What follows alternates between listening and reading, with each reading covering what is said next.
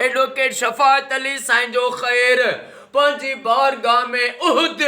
جبل جیڈو لکھن قبول فرما اللہ آمین مولا ہر مہینے جو ٹریوں جمعہ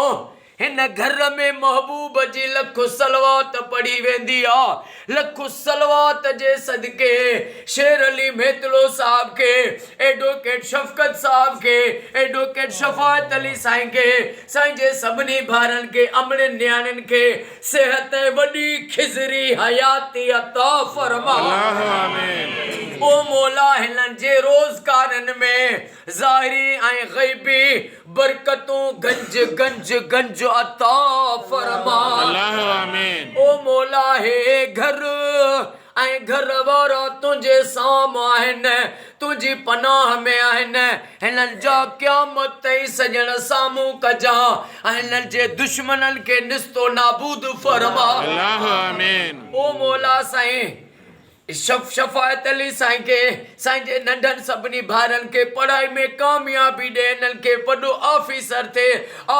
تھے نیا دعا قبول فرما اللہ آمین ایڈوکیٹ شفقت علی سائیں قیامت تے تجھی حفظ امان پناہ میں آ او مولا ان کے سفر میں پنجے حفظ و امان عطا فرما اللہ آمین ان کے جاتے روزی کلتا ان کورٹ میں کامیابی فتح عزت عطا فرما اللہ آمین اساں اج جے کے بھی دعا میں بیٹھا ہوں اساں سبنی جو بیڑو تار اللہ آمین فقیر ارباب علی میتلو سائیں کے صحت وڈی حیاتی عطا فرما اللہ آمین مولا جے کے بیمار آہن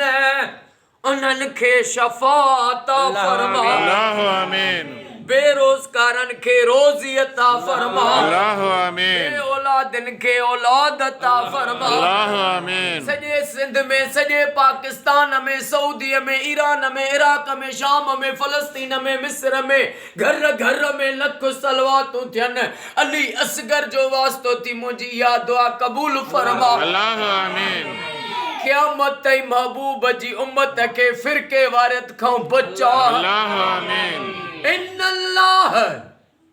وملائکتہ یصلون علی النبی حق نبی یا رسول اللہ یا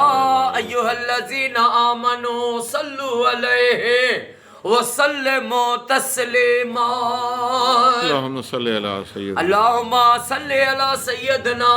محمد النبی الامی وعلى آلہ وسلموا تسلیما لا الہ الا اللہ محمد الرسول اللہ نعرہ حیدر